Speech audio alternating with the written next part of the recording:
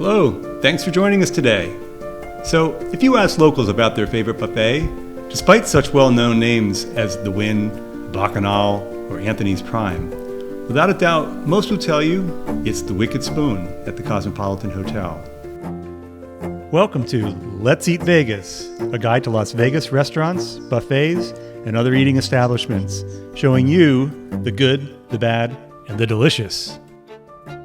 I know the Wicked Spoon has always been one of our favorites, but it's been a while since our last visit. If you were to ask us, hey, what's the standout dish? We'd say almost all of them. It's like going to several five-star restaurants at once, where you'll find a little bit of everything, covering most types of cuisine. Crab legs galore, giant salt and pepper shrimp like you dream about, if you dream about such things. Do they have prime rib? No, but the carving station is spectacular. The meat's all top quality and roasted, seasoned to perfection. It's also Chinese, Mexican, Italian, dim sum, and of course desserts. Never forget the desserts. This buffet is one of the best from start to finish with few weak spots. The Cosmopolitan is one of those places that would be considered opulent in almost any other location in the country. But here in Vegas, it's somewhat unassuming and easy to overlook. But don't be fooled by the outward appearance. Within lies terrific food at the Wicked Spoon Buffet.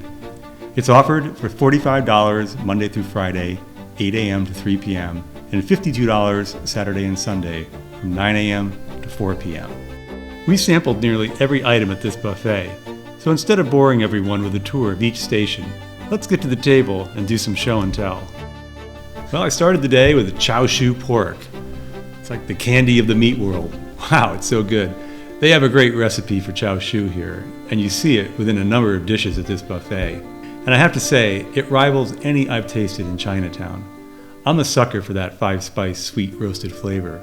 And along with the other classic elements, white pepper, hoisin sauce, garlic, sesame oil, rice wine, and honey. It gets me every time. If you're lucky enough to get someone with the fat on it, please do. You're not going to be sorry for it. This chive dumpling is filled with shrimp, pork, and Chinese garlic chives mixed into some sort of secret, wonderful concoction that makes up the filling. It's a great little package. The sauce they serve you to dip it in is magical as well. Sweet and spicy at the same time. Spicy. I love this sauce. This is as good as any dim sum in the best dim sum houses in Vegas. The bao is textbook perfect, although I'm not sure I've ever actually seen a bao textbook. But the dough is light, fluffy, and wonderfully yeasty. The chow shu is again the wonderful chow shu I had earlier. By the way, it's also fantastic in this sauce. It's a powerful melding of flavors and textures that's just wildly addictive. This pot sticker is filled with duck, and it's very tasty. They know what they're doing here when it comes to combining Asian flavors. The green cast of the dumpling is garlic chives, which is one of my favorite aromatic ingredients that's used in many Chinese dishes. We finished off this plate with the egg roll.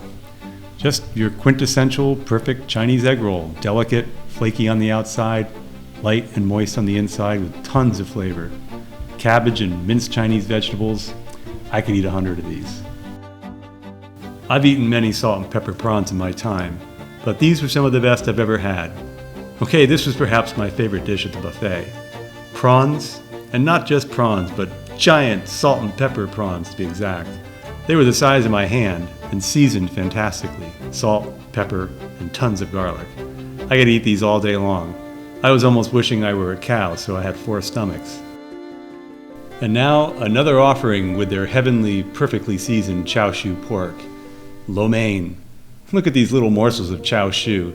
As Manu would say, it is yum. The noodles have a great texture, al dente, and they've been perfectly sauced with soy, garlic, and ginger.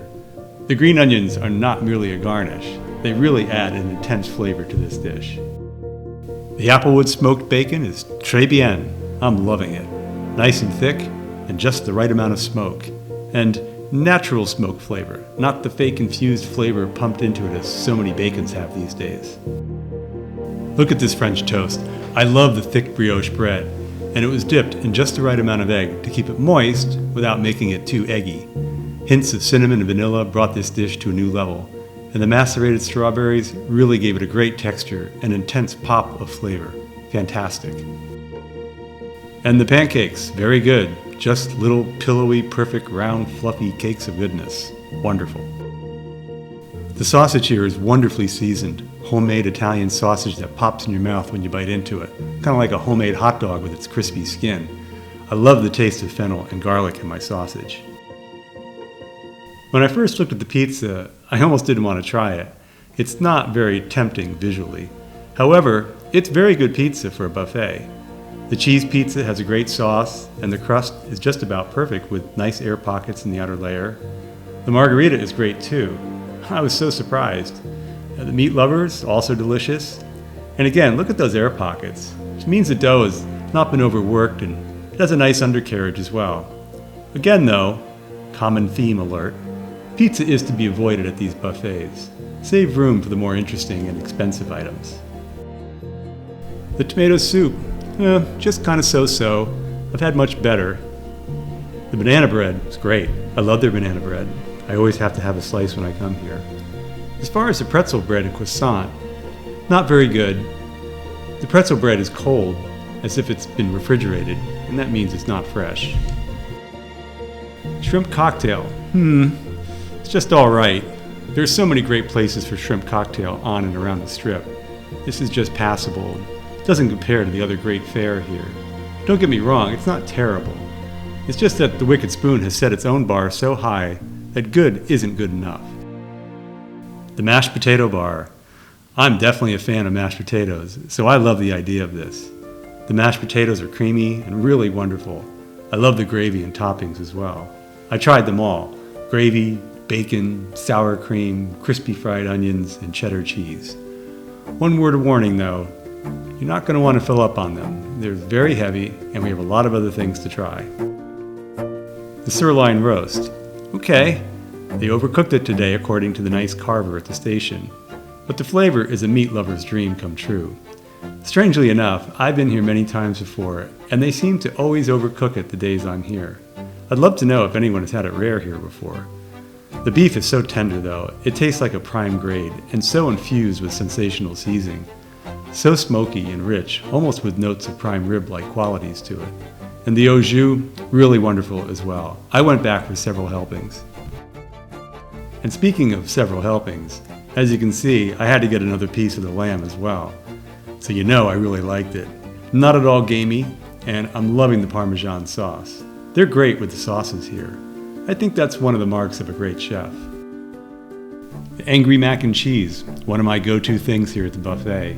Do yourself a favor and try it. You'll love it if you're a mac and cheese lover. It's a little spicy, that's what makes it angry. I know it looks a little firm here, but trust me, it's creamy, rich, and utterly delicious. Kudos to Wicked Spoon. I love bone marrow. I was that kid who ate all the bone marrow of any at the table who didn't like it when my mother made her fantastic ossobuco. I've had it here many times before, but to be honest, I'm not really digging the carnitas on top or the pickled red onion. I usually just scrape it off and eat just the marrow by itself. The cream spinach is every bit as good as it looks. Great, rich, thick, creamy goodness and fresh spinach taste. A hint of nutmeg in the sauce as well as garlic. Fantastic. Crab legs are very, very fresh, but so hard to eat. They don't pre-crack them here, so if you love crab and have the patience and hands of stone, then you're going to enjoy them. The meat itself is right up there with any on the Strip. It's very sweet and fresh, never frozen. It's served warm with drawn butter. The other great thing about it is it's self-serve, so you can take as much as you like. The beef carpaccio is great. What a perfect little bite. I could eat 100 of these little bites of yummy goodness, and the thing I love about them is they're so thinly sliced they don't fill you up. The sauce is great on them as well. Aren't they beautiful? Caesar salad's wonderful, a true Caesar with all the right balance of flavors to it. I absolutely love the white anchovy too. As far as the little cracker, I could do without it. It always fools me into thinking it's a Parmesan crisp when I see it. And then the wicked chicken. I wish I had the room to eat more. I'm a huge fan of fried chicken, and this is terrific fried chicken. Moist, juicy, crispy, and the breading is so well seasoned. It's not spicy as you would expect from the name. It's pretty tame, but so very good. And the tuna tartare, very tasty and fresh. Has notes of sesame and other Asian flavors. It was delectable. Salmon is one of those things I rarely get at a buffet. It has to be cooked perfectly for me to enjoy it. However, I gave it a try, and it was well prepared and great.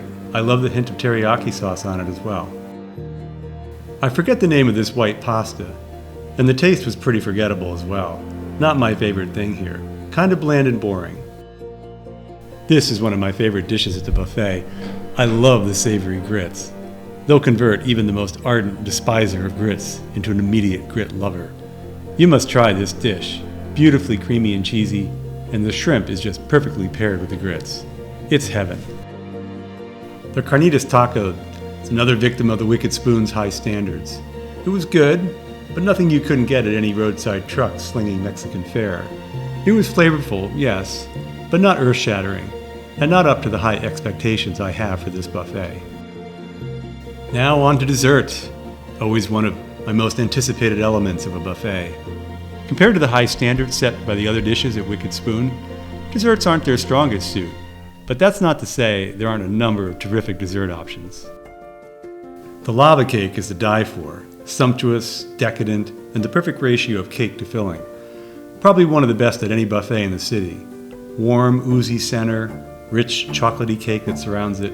The only way to improve upon this wonderful lava cake would be to have it along with some of their fantastic ice cream, which we'll be saying quite a bit more about in a few moments. The carrot cake is very good too, in a sort of rustic carrot muffin sort of way. Really more a muffin than a cake. I love the hits of spice, carrot, and great cream cheese frosting as well. Speaking of muffins, the blueberry muffin was really good. I loved it. Nice and fresh and loaded with blueberries. The creme brulee is not mind-altering. It's edible and good, but not great. I like my bruleed sugar to shatter like broken glass when I tap into it, but this was made by a very timid person who was petrified of the torch. In our restaurant, we made a s'more pie with a meringue topping that needed to be torched just before serving. A number of employees were afraid of the torch and compensated by barely even singeing the meringue, and we would kiddingly present that employee with the Casper Milk Toast Award. And the chocolate croissant, I'd pass on this as well as the apple tart. Really nothing too interesting going on here. The cheesecake was pretty good, not the best I've ever had, but boy is it beautiful, it could win a beauty contest. These green and pink little desserts, neither were as good as they looked. I wouldn't even be able to tell you the flavors that were in them, honestly. Very bland and unimpressive. There's actually an interesting achievement here. It's amazing that two items comprised of different ingredients can end up being indistinguishable from one another. The tiramisu, also beautiful, but again, failed to live up to its good looks. This cone with the strawberry mousse, very good. I love these little things. The chocolate pecan, to die for. It's a mini version of the chocolate pecan pies my grandmother used to make. I love the chocolate pastry shell too. It tasted even better than it looked. This ice cream, well, I can't say enough about the ice creams here. Perhaps the best of any buffet. Whoever makes these ice creams deserves a lot of credit. We used to be famous for my homemade frozen custard in our restaurant, and these are every bit as good as ours were. I love the peanut salted caramel. So much going on. Nice salty flavor to offset the caramel. And the caramel here is fantastic. It seemed homemade.